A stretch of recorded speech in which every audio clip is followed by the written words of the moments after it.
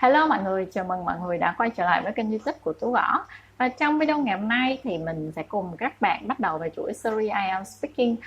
Trong chuỗi series này thì mình sẽ cùng tự học và chia sẻ với các bạn những cái nội dung, những cái tài liệu hoặc là những cái điểm ngữ pháp, từ vựng mà nó quan trọng và giúp cho các bạn có thể nâng ban điểm và học một cách hiệu quả hơn. Trong phần này thì mình sẽ cùng các bạn luyện tập. Thực ra thì mình cũng đang luyện để cho nó lên cao hơn. Và hy vọng là sau khi làm chuỗi series này thì điểm của mình nó cũng được tăng đáng kể, và các bạn cũng như vậy ha.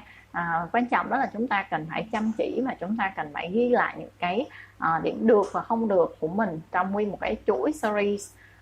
Rồi, và bây giờ chúng ta sẽ cùng bắt đầu. Đừng quên like và subscribe ha. Hôm nay chúng ta sẽ học cái unit đầu tiên, đó là unit về occupation và residence. Đó là cái nơi ở, cái vị trí công việc cũng như là cái nơi ở. Thì trong cái phần 1 của phần speaking test, giám khảo thì thường sẽ hỏi những các bạn câu hỏi chung chung, thường thì sẽ có 2-3 topic ha, về những cái chủ đề mang tính cá nhân. Những câu hỏi này có thể là nơi trốn, chỗ ở của bạn, hay là cách mà bạn sử dụng thời gian nếu mà bạn không có công việc, hoặc là và bạn cũng nên chuẩn bị một vài cái ý tưởng cho những cái phần này ha, tại vì nó cũng tương đối dễ và nó có liên quan đến chính bản thân mình đó. Đó, hoặc là bạn có thể nói điều gì đó nó thú vị hay là nó mới mẻ. Bây giờ chúng ta sẽ cùng nhau thử nghiệm, đó là chúng ta sẽ nói về cái chủ đề là occupation. Đó, nếu mà các bạn có bạn thân ngồi đó thì chúng ta có thể đóng vai ha. Một người làm examiner, giám khảo, một người làm thí sinh dự thi. Đó, examiner mới nói là I'd like to ask you some questions about your occupation. Okay, so the first, you work, are you student? Đây là một câu hỏi rất là standard và các bạn sẽ thấy nó xuất hiện rất là nhiều trong bài thi luôn ha. Và bây giờ chúng ta sẽ trả lời thôi. Okay. I'm currently an English teacher, so I'm self-employed and I'm my own boss. Đó, thì mình chỉ cần trả lời tương đối ngắn thôi. What's the most interesting part about being an English teacher? I guess that being a freelance English teacher means that you have a lot of free time for yourself. You can have a flexible schedule, and especially it will be very convenient, especially if you are stay-at-home mom. What's the most difficult part of being a freelance English teacher? In my opinion, recruit new students for my course is the most challenging part of this kind of work, because there's no system and there's no college, but you have to find students who would like to enroll in your course to achieve the amount of salary. So it's quite hard because sometimes you have no direction and you don't know where are you heading to. Would you like to say it's a good occupation? Why or why not? I believe it's a good occupation because I get a lot of job satisfaction throughout this job. Whenever I see my students achieve high scores, I feel proud and happy. What kind of work would you like to do in the future? In my opinion, I'm thinking about being a YouTuber or being a KOL. However, as an introvert, it's gonna be impossible for me to be constantly on the internet and appear on camera. Ok, rồi đó là những cái cách mà mình trả lời những cái câu hỏi trong part 1 ha. Có thể là nó chưa hoàn chỉnh nhưng mà không sao. Mình học từ từ, mình làm qua 7 đến 10 unit thì từ từ nó sẽ lên thôi. Và trong cái phần này mình cần chú ý cái sự lựa chọn của ngữ pháp có thể thể hiện ra là bạn thấy như thế nào về cái địa điểm, cái chỗ ở của bạn. Ví dụ như là nếu bạn sử dụng cái thể hiện đại đơn thì có nghĩa là bạn đang muốn nói về cái điều này, có nghĩa là bạn làm dài hạn luôn. I work for a company which make car engines parts. Cái này thiếu R ha.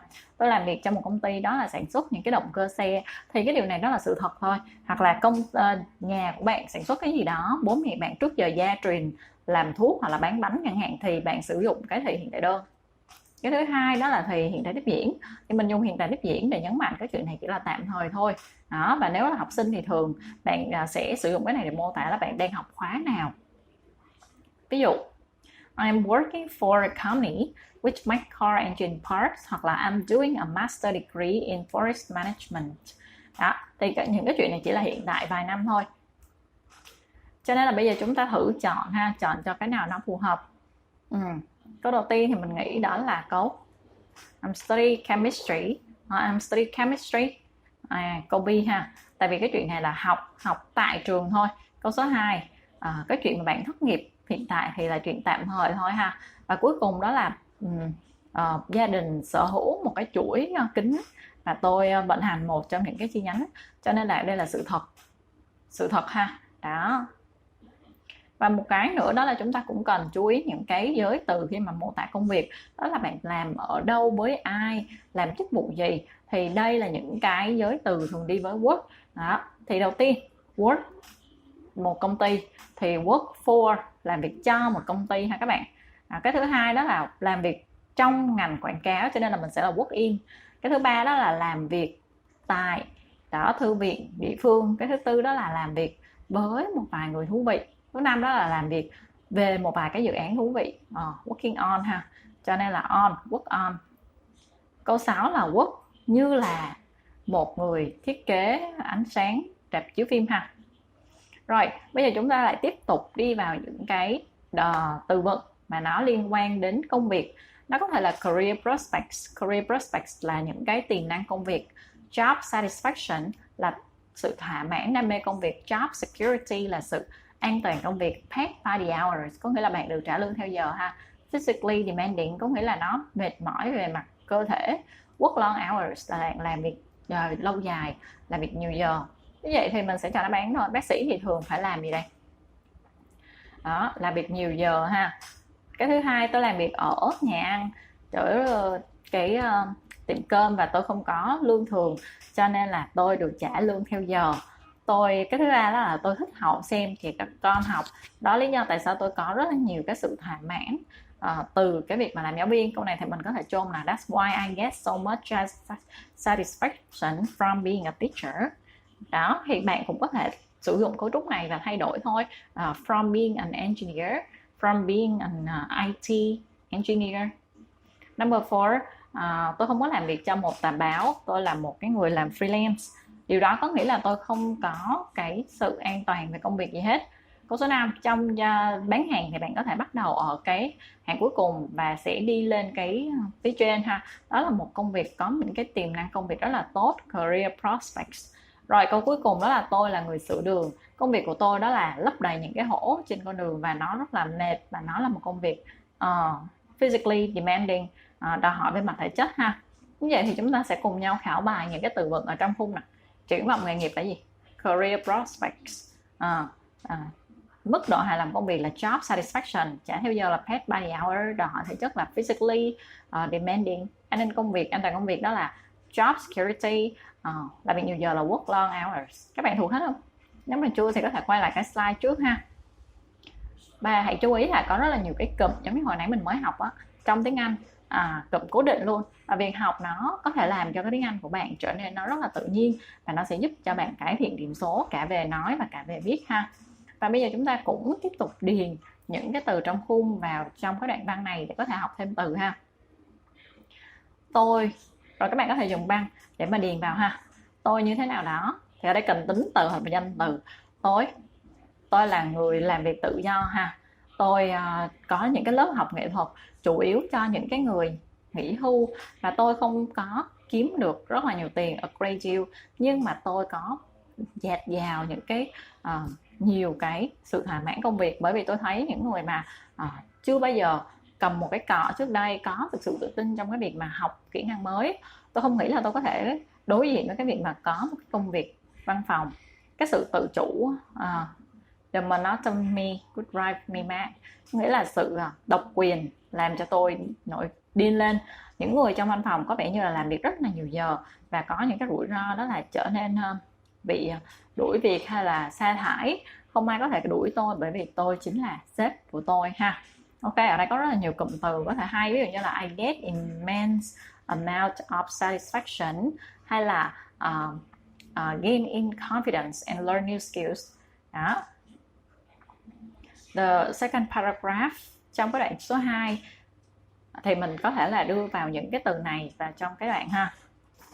Cái tiếp tới cái phần này đó là cái phần thứ hai. Thì ban đầu mình sẽ điền cái gì đây? I'm a water engineer, tôi làm kỹ sư thủy lợi. In my current job, I'm, cái động từ to be thì ghi tính từ thôi. I'm responsible for designing flood defense system. Tôi thiết kế cái hệ thống bảo vệ lũ lụt ha. And monitor flood levels, và giám sát cái mực nước lũ. Tôi phải thừa nhận là tôi khá là một người workaholic, một người nghiện việc. Tôi liên tục làm việc quá giờ không trả tiền. Tôi cũng phải nói là tôi thường về nhà trễ, get home late. Tôi cũng chắc chắn có thể nói là tôi sống để làm chứ không phải là làm để sống. 3 năm trước thì tôi làm rất là nhiều các hoạt động tình nguyện, khuyên người ta trong những cái nước phát triển về cái việc mà lắp đặt các cái hệ thống nước. Thế nhưng là từ bây giờ thì tôi đã settle down, có nghĩa là cưới vợ, và tôi là người breadwinner, người nuôi dưỡng chính, người chu cấp chính, cho nên là tôi cần phải kiếm được một cái mức lương phù hợp, decent wage. My wife works part time. Vợ tôi làm việc bán thời gian, nhưng mà cô ấy chỉ mới quay trở lại công việc tháng vừa rồi thôi. Trước đó thì cô ấy là một stay at home mom. Tôi nghĩ là cô ấy thích chăm sóc trẻ, nhưng mà cô ấy luôn khá là có tư duy công việc, cho nên là cô ấy không muốn ở nhà mãi mãi. Bây giờ thì mình sẽ cùng nhau dịch ha, để mà mình học thuộc những cái cụm ở trên. Như là tôi tự kinh doanh, I'm self-employed. I give art classes mainly for retired people. I may not earn a great deal, but I get immense amount of job satisfaction because I see the person who barely hold a brush gain confidence. Sự đơn điệu là cái gì ta? Gain confidence and learn new skills. I don't think that I can cope with an office job, which may drive me mad. Office workers tend to work long hours and always have risk getting fired, getting redundant, or being sacked. Nobody can fire me because I am my own boss. Đúng không? Đây, cái này nó bị nhảy chữ rồi. Ok, continue thôi mọi người. I'm a water engineer. In my current job, I'm responsible for designing flood defense and monitoring the flood levels. I have to admit that I'm quite a workaholic. I constantly work overtime unpaid. I should add, I generally get home late. I'm definitely say that I'm live to work, not work to live. Years ago, I used to doing a lot of volunteer work, giving advising people in developing country about installing water facilities. However, now I have settled down and be the breadwinner of the family. I need to have a decent wage. My wife works part-time, but she has just come back to work last month. Before that, she was a stay-at-home mom. I think she's always like to take care of the kid, but she's always career-minded, so she don't want to stay at home forever. Đây là cái phần mà mình mới dịch ha. Mình dịch là như thế để mình học thuộc những cái cụm, ví dụ là những cái mức lương khá, decent wage, đã cưới vợ, cưới chồng, settle down, breadwinner. Đó, thì những cái cụm đó có thể được sử dụng rất là nhiều ha. Ngoài ra thì trong cái phần này các bạn cũng nên cho thêm rất là nhiều chi tiết cái phần mô tả. Không chỉ nói là tôi là học sinh hay là tôi làm việc ở nhà hàng, mà hãy cho thêm nhiều chi tiết. Ví dụ tôi là sinh viên năm 3. Sinh viên năm 3 thì sao? Đang học luật ở trường đại học, hay là tôi đang làm việc như là một cái người phục vụ. Ở đâu? Ở nhà hàng Ý ở đâu? Ở nhà hàng pizza ở đâu? Ở cái Sài Gòn Square này, quảng trường, đúng rồi, ở cái quảng trường chính trong cái thị trấn này. Bạn có thể là thấy nó và nó được gọi là Pagalo. Thì giám khảo có thể hỏi những cái ý kiến hoặc là cảm nhận của bạn về cái chức vụ của bạn. Có đó là một cái chiến lược rất là tốt khi mà đưa ra những cái đối lập, những cái tích cực và những cái tiêu cực. Ví dụ, it's not an easy subject, nó không phải là một cái môn học dễ, có rất là nhiều cái hoạt động đông và những cái bài test rất là khó nhưng mà đáng ha. Đó. Tại sao nó không phải là bài dễ? Tại vì nó bao gồm những cái gì? Rồi, tôi có thể là có công việc tốt khi mà tôi tốt nghiệp. Tại sao vậy? Và cái tiềm năng công việc cho cái ngành luật sư thì rất là tuyệt vời. Đó là công việc rất là khó và tôi phải trung thực là cái party thì nó không tuyệt và nó có thể là rất là nhiều cái vui. Đặc biệt là khi nhà hàng bận rộn, tôi làm việc với rất là nhiều người tốt. Rồi, bây giờ hãy tự biết về những cái occupation của các bạn ha, và hãy bao gồm những cái cảm xúc. Ví dụ như mình tự biết đi. I am an English teacher. I am I'm self-employed. I give English Toeic lessons to mainly adult, mostly students.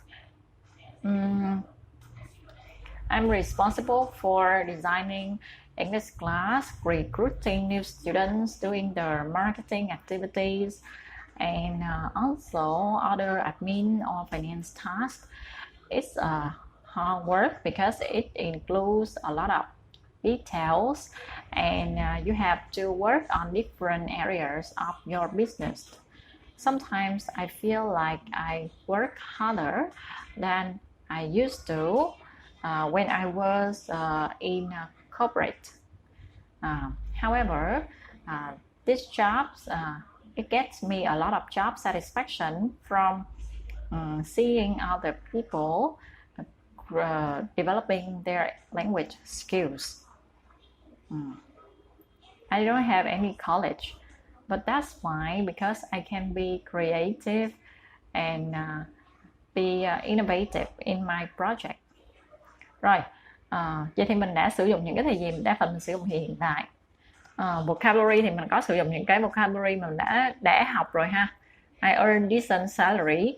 However, it really the amount I earn would fluctuate throughout the years because it's a business, and some months you can earn a great deal, while the others can be a disaster.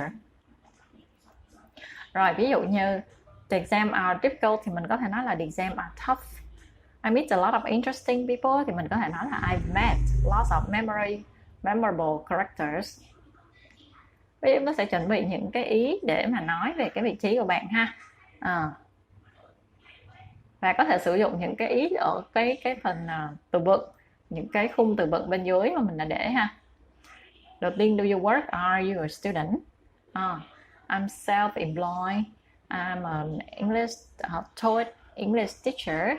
I'm a Toeic teacher, and I'm responsible for giving classes for students and adults. The most interesting part of being an freelance English teacher is that you can work your way from the bottom to level up, and there's no limit to your earnings. You know, there's a lot of earning prospects, and besides, there's a great amount of job satisfaction because I can see my students developed their language skills, and which could help them achieve a great milestone in their career or their student life. The most difficult part of being a teacher is the fluctuate earning because it's a business. Therefore, You cannot earn the same amount of money and you are paid by the hour. I can say that my income fluctuates rapidly, dramatically around the year. Would you say it's a good occupation? No, I cannot say so. I used to think that working for myself could be an exciting experience, could be exciting.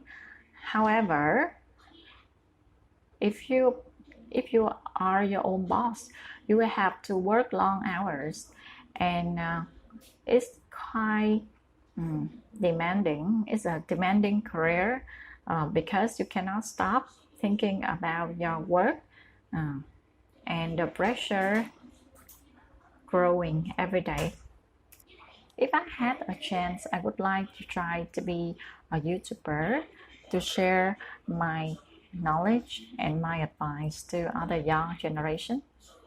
Một điều mà bạn có thể bạn thì không được biết nốt trong phần phát 1 của bài thi, giống như là trong Bắc Chu, nhưng mà nếu mà ở nhà bạn làm á, thì bạn có thể tập trung để mà tổ chức được cái ý tứ của mình lại sao cho nó phù hợp ha.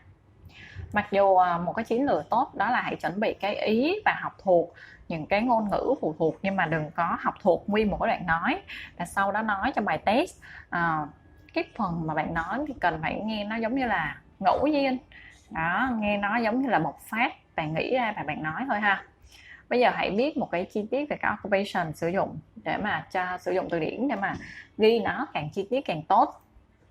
Ok, bây giờ chúng ta sẽ làm một cái bài nghe ha, một bài nghe để mà chúng ta có thể điền những cái từ. Ở đây mình điền 2 cái từ vô những cái đoạn nghe bài tập ở bên dưới thôi để mình học từ vựng. Ngoài ra thì mình cũng có thể là coi cái phần người ta trả đáp án, người ta trả lời giám khảo như thế nào ha. Bây giờ chúng ta sẽ cùng nghe. In the first part, I'd like to ask you a few questions about yourself. What do you do? Do you work or are you a student? Well, actually both. I'm a part-time student. I'm doing a degree in business studies. I'm also working as a lifeguard at my local swimming pool. I see. What's the most interesting part of being a lifeguard?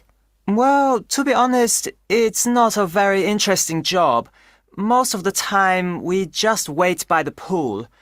The most interesting part is probably the conversations I have with the other lifeguards. I've got to know them all pretty well now. What's the most difficult part of being a lifeguard? We quite often have to tell children to stop behaving badly, and occasionally their parents get angry with us. Don't tell my children what to do, that kind of thing. That can be difficult. Would you say it's a good occupation? Well, yes and no. It's a very pleasant job in some ways, but as I said, it can be boring, and it's not very well paid. That's why I'm doing a degree. I want to get something better. I see.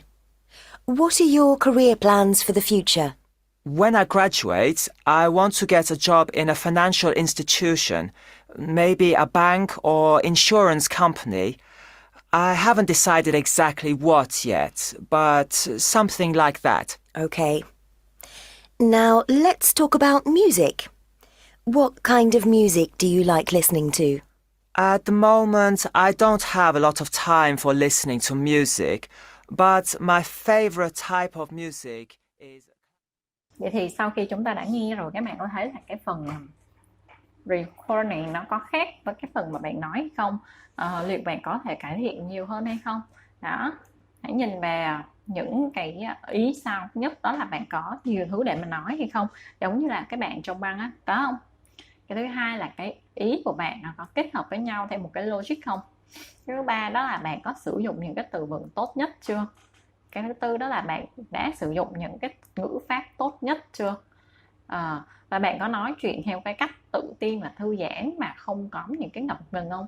Những cái này thì chúng ta có thể là cải thiện dần dần ha. Khi mình nói nhiều thì mình sẽ biết lựa chọn cái nào tốt hay không tốt. Và cuối cùng đó là cái phát âm của bạn nó có ok chưa ha? Phát âm thì hãy lắng nghe cái phần đầu của phát âm và hãy chú ý đó là những cái từ nhấn. Chẳng hạn như trong câu đầu tiên đi, I'm also I'm also working as lifeguard at local swimming pool. Thì những chữ này mà nó nhấn á, thì nó là những cái từ quan trọng nhất cho nên nó được nhấn. Và working và local thì ít quan trọng hơn cho nên là thường là nó ít nhấn hơn.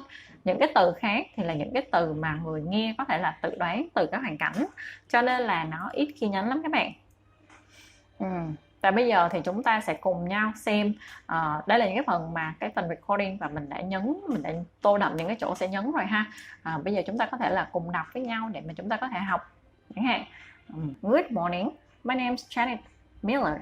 Can you tell me your full name please? My name is Nira Bomer. And can you tell me where you're from? I'm from Thailand. Can I see your identification please? Thank you. In the first part, I'd like to ask you a few questions about yourself. What do you do? Do you work or are you a student? Well, actually both. I'm a part-time student. I'm doing a degree in business studies. I'm also working as a lifeguard at my local swimming pool. I see. What's the most interesting part of being a lifeguard? Well, to be honest, it's not a very interesting job. Most of the time, we just wait by the pool. The most interesting part is probably the conversation I have with other lifeguards. I get to know each other all pretty well now. What's the most difficult part of being a lifeguard? We quite often have to tell children to stop behaving badly, and occasionally their parents get angry with us. Don't tell my children what to do. That kind of thing. That can be difficult. Would you say it's a good occupation? Well, yes and no. It's a very pleasant job in some ways, but as I said, it can be boring and it's not very well paid. That's why I'm doing a degree. I want to get something better. I see. What are your career plans for the future? Well, when I graduate, I want to get a job in a finance institution, maybe a bank or insurance company. I haven't decided exactly what yet, but something like that.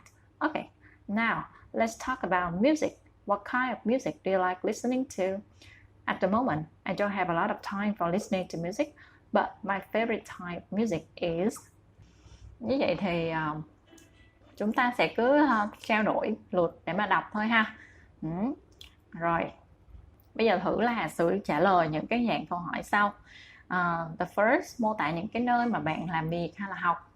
The place I work is my room because I'm a freelancer. Therefore, most of the time I spend at home recording, editing, teaching through the internet. I guess it's an advantage because I would save a lot of money on cars, on gas, parking, and other kind of stuff. However, it's a little bit boring because you have the same setting every day and you don't have the other people to socialize or to share opinion with. How long have you worked or studied there? Maybe around 1.5 years. After the COVID and after I've settled down and decided to have a baby, then I need to be a stay-at-home mom for a while, and then I try to market myself on the internet, advertise about my service, and somehow everything works, and currently I established my small business. What do you like about this place? The thing I like about this place is that I have a private room and a small space for myself where I set up my computer and where I can record myself when I need. My husband have equipped me with several items I need for the recording things. For example, a mic or light and also a tripod. Therefore, I have everything I need in a small space. I stay at home most of the time. I don't need to travel anywhere. What change would you improve your journey there?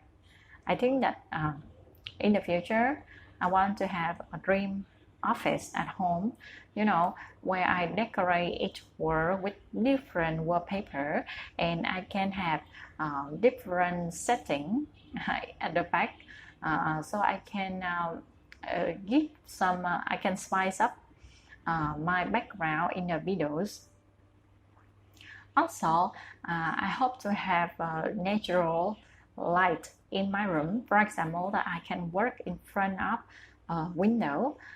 Therefore, I can take advantage of the natural light, and I have much better quality, higher quality videos.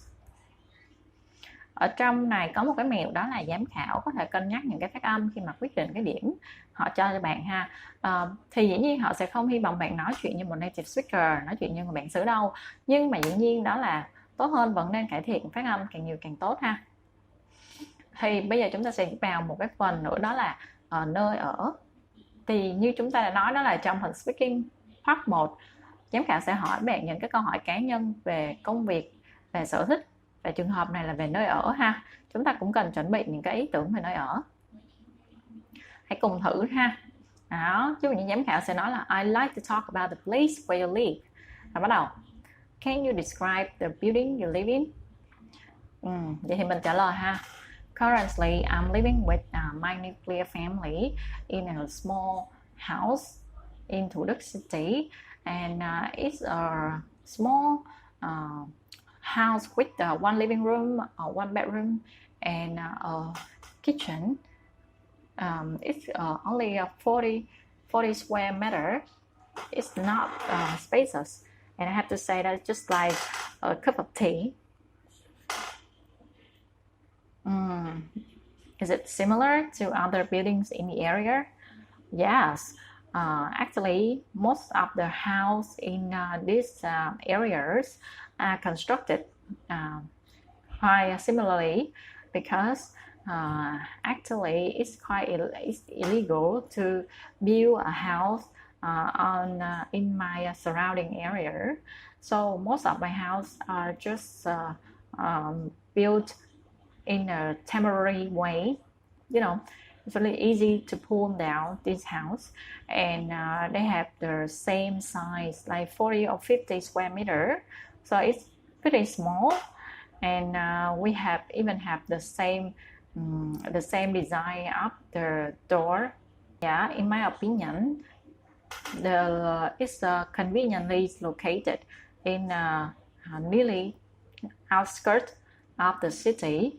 So there's a lot of green places around my house. We live near a river, so we have a lot of nature. We have a lot of access to nature. However, if you just need to travel 1 or 2 streets to reach to a really big market, and then it takes me around 20 minutes to go to the city center, district one. Therefore, I think that this place is really good. It's a combination between the countryside and the urban area. What do you like about living there? As I mentioned, I think that the first thing is about its convenience. It's quite near the city center, so it takes my husband only 15 minutes to get to work. And besides, it's really quiet. I think that most of my neighbors rarely sing karaoke, and we live far from the main roads. As a result, we can have a quiet and calm space without being annoyed by the noise of the trucks or cars. In my opinion, I hope to fix the roads which leads to my house, because now it's still a ground street. It's like unconstructed street. It's just a trail. Therefore, every time when it rains, the street becomes really dirty. And if I wear a dress with high heels, it's quite impossible to walk to the main road without getting dirt on your shoes. It's a nightmare every time I wear a white sneaker. Ok, như vậy thì cái spotlight thứ hai đó là chúng ta hãy sử dụng những cái ngôn ngữ để mà nói về cái nơi mà mình ở ha. Ở đây thì chúng ta cần phải chú ý đến cái ngữ pháp. Ngữ pháp thì chúng ta sẽ sử dụng thì hiện tại hoàn thành hoặc là hiện tại hoàn thành tiếp diễn. Nó cũng thể hiện cái ý kiến của bạn ha. Sử dụng thì hiện tại hoàn thành đó là khi mà bạn thể hiện cái chuyện này nó lâu dài mãi mãi. Chẳng hạn như là I live in this city all of my life. I lived in. Nói qua ha. My family has lived in this area since my grandparents moved here in about 1950s. I lived in the same house for 15 years. I think it's time to move. Rồi. Ngoài ra khi mình sử dụng thì hiện tại hoàn thành tiếp diễn đó là mình muốn nhấn mạnh đó là tạm thời thôi. I've been staying with my friends for the last few weeks. I've only been living here since last Tuesday. I've been looking for somewhere to live, which is closer to work. Vậy thì những cụm này nó diễn tả đó là sự liên tục đồng thời, nó là tạm thời thôi, chứ không phải là bạn sẽ mãi mãi làm điều đó ha. Thế nhưng là nếu mà bạn sống dài hạn nhưng mà không tạm thời thì cả hai đều ok hết ha các bạn. Ngoài ra thì mình còn cần chú ý một cái đó là ngôn ngữ tiếng Anh nó natural thì mình có thể dùng động từ to be hay cho live ha. Ví dụ như là I live in a rented accommodation, đúng không? Thì mình có thể nói là I'm in rented accommodation at the moment. I've been in a college residence since I started my course. We've on 7th floor. Đó. Và bây giờ chúng ta sẽ làm một cái bài tập để check coi mình hiểu tới đâu ha. Cái đầu tiên thì mình sẽ chọn cái nào đây? Cái chuyện này là lâu dài, mãi mãi hay là tạm thời? Lâu dài ha, cho nên đáp án là câu B. Thật ra thì mình nghĩ là hai cái đều ok hết á. Câu số 2 thì cả hai cái đều ok. Câu số 3 sẽ là câu B ha. Chuyện này là chỉ là chuyện tạm thời thôi, bạn cũng sẽ move out thôi à. Rồi câu số 4 sẽ là cả hai đều ok hết ha. Tại vì live ở đây có thể là thay đổi với lại be. Và câu cuối cùng đó là câu trên ha. Đó là kể về trong quá khứ thôi. Trong quá khứ tôi đã sống ở rất là nhiều nơi. Rồi, ngoài ra thì mình cũng có thể là điền vào từ để coi là mình có hiểu hay không ha. Câu đầu tiên, it's the nicest place I ever lived thôi, em đi. Cái thứ hai đó là I haven't seen. Đó, câu số 3 đó là I thinking. Mình nghĩ là chuyện này là đang nghĩ thôi. I've been thinking of moving for a few months now. I've never lived. Thêm đi thôi. Câu số 5, I haven't looked for a new place for very long. Been looking for, tại vì chuyện này chỉ là tạm thời thôi mà. Câu số 6 đó là I've never stayed in a university residence before. Câu số 7, I've just found. Câu số 8, we still haven't found a kind of place we hope to meet. We've been hoping. Ok, chuyện này là dạo này gần đây thôi. Như vậy thì nhớ lại viết những cái từ vựng mới, đặc biệt, quan trọng trong một cái cuốn sổ và tổ chức nó thành những cái nhóm ha. Các từ thì có thể đi hơn nhiều một nhóm. Ví dụ như là những cái chữ như là commercial có thể sử dụng để tính từ để mô tả một cái quận hay là một thành phố. Nhưng nó cũng có thể là mô tả phim hay là book. Đó. Có nghĩa là những cái tài liệu phim hay sách đó nó có thể kiếm ra rất là nhiều tiền ha. Bây giờ chúng ta sẽ có một cái bài tập thực hành về từ vựng. Đó là chúng ta sẽ phân loại những cái từ này vào trong những cái khung sao cho phù hợp ha. Ở đây mình sẽ thử làm với các bạn luôn. Ví dụ như cái đầu tiên đó là commercial thì mình nghĩ đó là area. Fourth floor thì sẽ house flat. Multicultural là nhiều đa văn hóa thì mình nghĩ là neighborhood. Rented thì rented house. Residential area, cái khu vực mà nhiều người ở nè.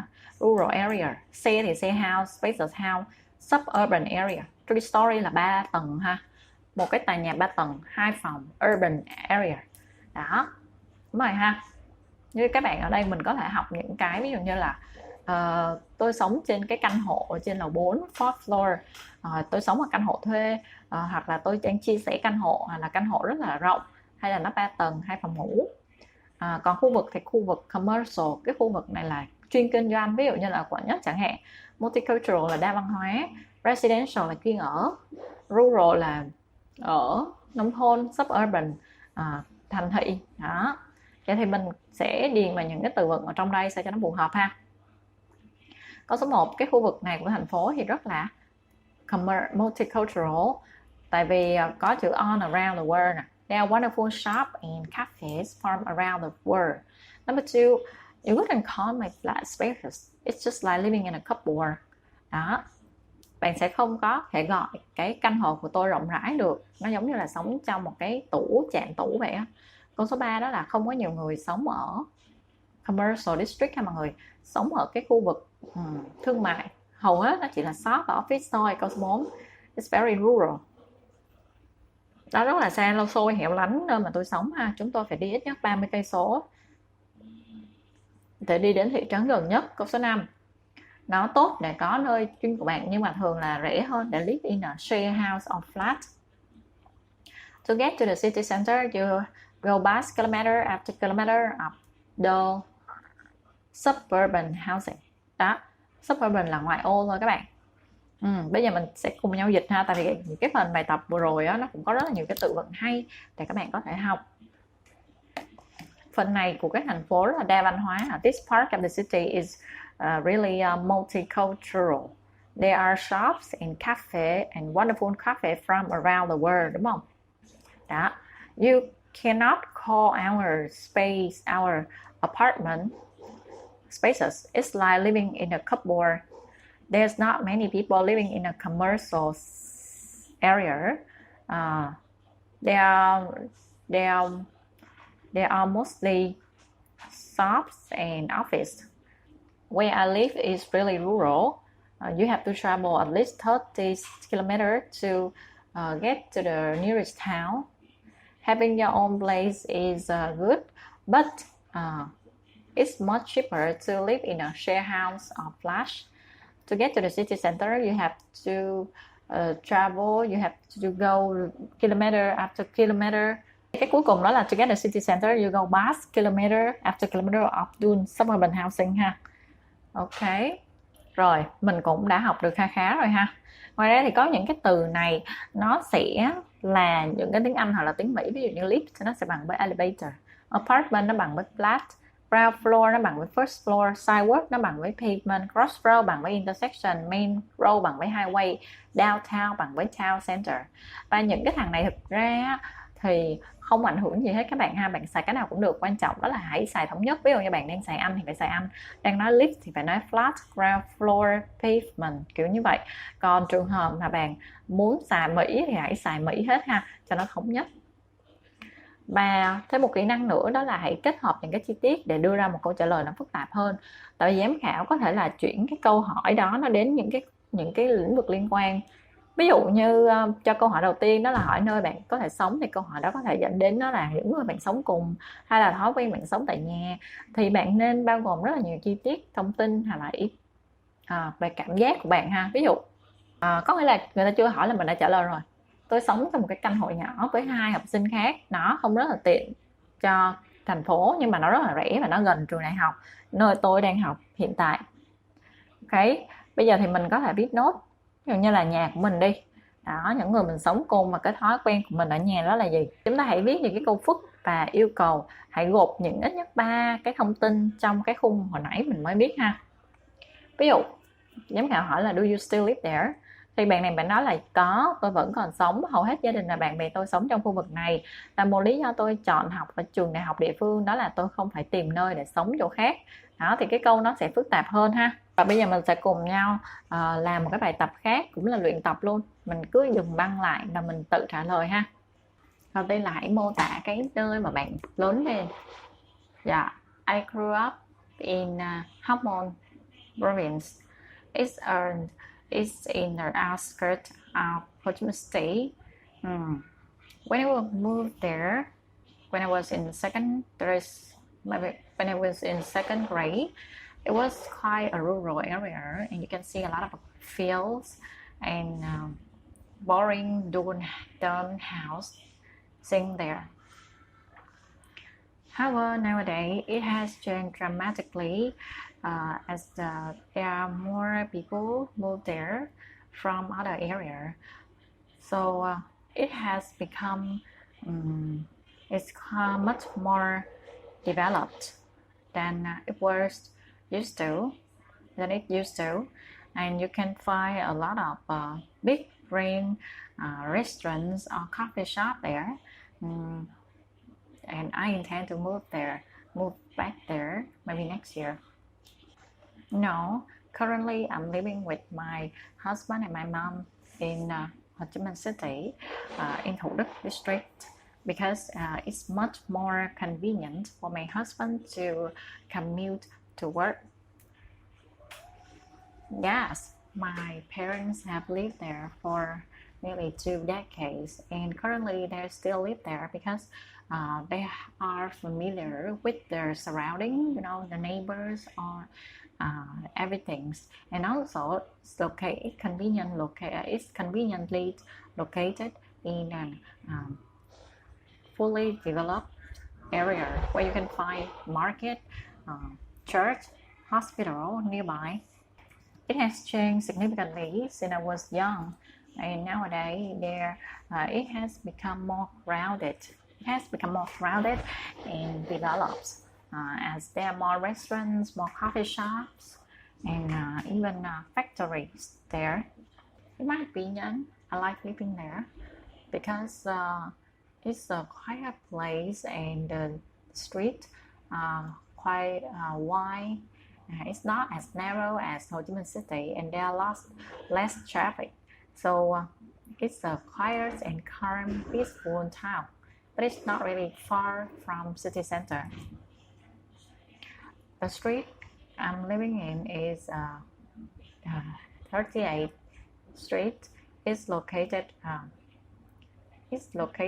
in Thủ Đức district near Hàng Sắn, and it looks like a small village where there's only a few houses here, and most of the people here are from other places. They only rent the house in this neighborhood because it's quite cheap. It's not really developed as other areas in the city center, and it's nearly a half or even a third price compared to Mình, Hiện district, other areas. Therefore, it's really reasonable and affordable for my whole family to live here. Yeah, I think it's a perfect place to live because as I mentioned, it's not really far from the city center, and there are a lot of good facility surrounding this area. You can find hospital, preschool, other recreational centers around here. Therefore, you don't have to move really far away to find a place to meet your demand. Actually, I stay at home most of the day, so I don't really know much about my neighbors. However, my mom is a really outgoing person, and also she usually texts my son to go around because he's learning to work. Therefore, she took advantage of this opportunity to socialize with people who live next door to us, and she has made quite a lot of friends near here. After that, she comes home and tell me the stories of my neighbors. So yeah, I even though I don't really talk to them, but I know about their family situation. I think there are several advantages of knowing your neighbors well. The first thing is that they can look after your house when you're far away, because now it's World Cup time. Therefore, there's a lot of dangerous criminals around, and they try to break into your house. But if you have neighbors, they will have an eye on your house, and if they see something strange, they can call you and tell you what happened. Yeah, they can alert you even you're far away. Second, when we have some problem, especially for example, that when you see that when COVID spread out in the city, so we cannot communicate or access to receive the help from our family if you live in a city. Because, for example, in my house, in my home, there's 5 people, and each of the person live in a separate area, so we cannot help each other, and as a result, we have to connect to our neighbors to receive the information. For example, that some we have to receive the forms, fill in the forms to receive the money from the government, or we have to do something to receive the donation or the vegetable distributed freely in the neighborhood. And neighbors are the people who can transmit those information quickly and effectively. So it's really advantageous to make friends with your neighbors. What kinds of problems can people have with their neighbors? In my opinion, there are a great deal of problems that you can have. There are a great amount of problems you can have with the people who live next door to you. First, it could be because of the noise. In Vietnam, people tend to love singing karaoke after work or at the weekend, and those noise really affect other people in the neighborhood. Because you want a quiet and calm place to live. Besides, your children need to concentrate on their homework, and listen to those noise day by day will bring you a lot of irritation. The second thing, it could be about the pet, because we don't really have a strict regulation about raising pets in Vietnam. So there's a lot of families who let their dog runs around and bite the people in the neighborhood, or they will, shit or poo in front of the neighbor's house. And that feeling when you have already cleaned everything inside out, but after that, every morning you walk out your house and you smell the really poor odor in front just because of the neighbor dog. It can cause a lot of argument. Okay. Ở đây có một cái mẹo, đó là hãy chủ động trong cái cuộc hội thoại ha, hãy cho rất là nhiều cái ý tưởng, những cái thông tin, nhưng mà đây không phải là cuộc hội thoại socialize, có nghĩa là không phải là hai người nói hỏi mà chỉ có một người hỏi, một người trả lời thôi. Nhưng mà bạn trả lời thì cũng không trả lời ngắn, mà bạn phải trả lời dài, cố gắng kéo dài cái câu trả lời đó ra sao cho nó phù hợp ha. Và bây giờ chúng ta sẽ cùng nhau nghe và chọn coi 3 thứ nào mà nó phù hợp với cái ứng viên này ha. Cô ấy đang sống trên lầu tầng 8, hay là cô ấy sống gần trung tâm, hay là cô ấy là học sinh, cô ấy phải dành rất là nhiều thời gian để đi mỗi ngày, cô ấy nghĩ là thành phố là một nơi rất là tuyệt để sống, và cô ấy nghĩ là điều tệ nhất tại thành phố đó là thời tiết lạnh. Ok, bây giờ chúng ta sẽ cùng nghe với nhau ha. In the first part, I'd like to ask you about the place where you live. Can you describe the building you live in? Yes, I live in an apartment block. It's got, I think, 8 floors, and we're on the 2nd floor. It's a modern block. I think it was built about 20 years ago. Is it similar to other buildings in the area? Yes, it is. There are lots of blocks very similar to mine in that part of the city. Is it in a convenient location for you? No, not really. It's quite far from the city center. I'm studying at a college on the other side of the city, so I spend about 2 hours on the bus every day. It's quite boring. The bus is always quite crowded, and I often have to stand. Actually, it's probably the worst part of my day. I can imagine. Apart from the buses, do you like living in your city? Yes, I do. There's always a lot going on, and all my friends are there. It's very lively in the evenings. There are a lot of good bars and restaurants, and people come from all around the city to meet their friends and have a good time. It's a very good atmosphere. What changes would improve the area where you live? Like most cities, there's far too much traffic. I was talking about my bus journey every day. It's only about 10 kilometers, but it takes so long because most of the time the bus is stuck in a traffic jam. Also, sometimes the city is quite polluted, especially when the weather's cold and there's no wind to blow away the pollution. So, less traffic and less pollution would be big improvements. OK. Now let's talk about films and TV. What kinds of films and TV do you like watching? I don't go to the cinema very often. In fact, I haven't been for years. I don't watch a lot of TV, but when I do, I like to watch... Ok, rồi. Như vậy thì đáp án sẽ là câu.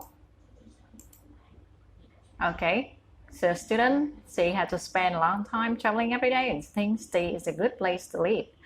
Ok, bây giờ thì nếu các bạn có sách ở đó thì các bạn có thể xem cái audio script ha. Và cái recording nó có quá khác không? Ok, và bây giờ chúng ta sẽ đi vào một cái phần nữa cần lưu ý, đó là phát âm. Phát âm thì chúng ta cũng cần phải chú ý những cái phần connected speech, có nghĩa là những cái từ nối với nhau ha. Thông thường thì với những cái từ mà có nguyên âm đứng đằng sau và cái từ đằng trước thì mình nối phụ âm đằng trước với cái nguyên âm đằng sau, chẳng hạn như spend about, hoặc là 2 hours ha, có chữ were đó. Ok, đó là những cái từ mà nối. Rồi, luyện tập. Bây giờ là cũng lại luyện tập những cái nãy giờ mình nói thôi. Describe your home. Currently I'm living with my husband and my mother in a one bedroom apartment. I have lived here for nearly 2 years. My favorite room for relaxing is my bedroom. I guess that because it's also my working room, so I have a lot of equipment I need, and also it's quite private, so I can work and relax at the same time without being distracted by others. How long do you spend the evenings when you're at home? How do you spend the evenings? When I'm at home, most of the time I spend the evenings to clean my house and do the housework. Somehow, since I've settled down and I have a family, I have a son, the housework becomes a huge part, an enormous part of my daily routine. Therefore, sometimes I clean my house twice a day, and also I need to take care of my kids in the evening. What change would you improve your home? If I had a chance, because I'm living in a rented accommodation, therefore I'm not the owner. But if I was the owner, I would like to add a word to my house because it's really funny. Currently we are using temporary words, therefore it's quite hot in the morning and it's cold in the evening. Therefore I think that it could reduce our electricity bill if we have a permanent word on both sides of the house.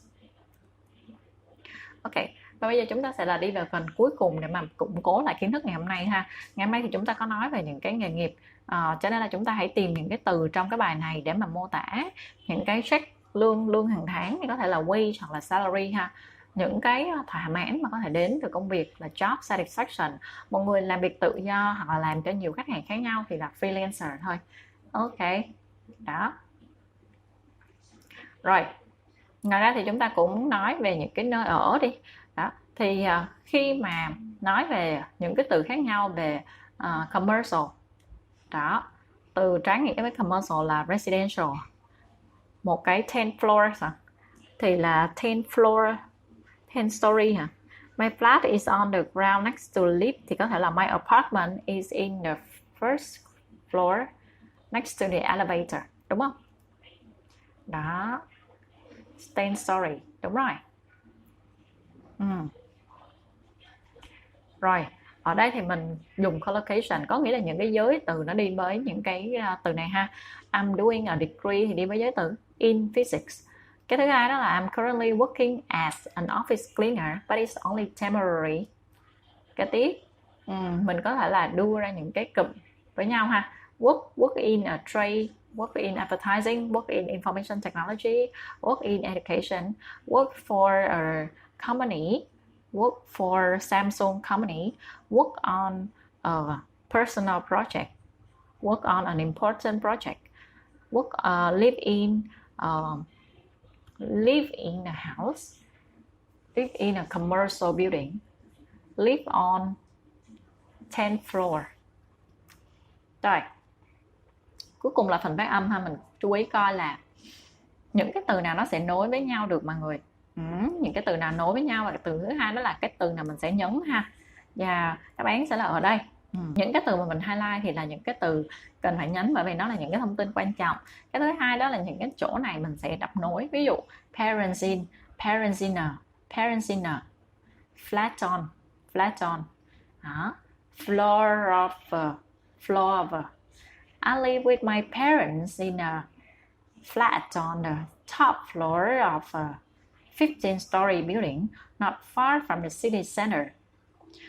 I live with my parents in a flat on the top floor of a 15-story building not far from the city center. Ok, mình biết là mình đọc chưa chuẩn đâu, nhưng mà không sao cả. Chúng ta đang học và chúng ta quyết tâm là sau 10 unit chúng ta có thể thay đổi được cái phần speaking và nói chuyện trôi chảy hơn. Và bài học của chúng ta ngày hôm nay kết thúc ở đây. Hy vọng các bạn thích cái phần IELTS speaking này ha. Và nếu các bạn có thắc mắc hay là muốn tham khảo những cái buổi học cá nhân với mình thì có thể inbox mình bên dưới ha. Và hẹn gặp lại các bạn ở video sau. Bye bye.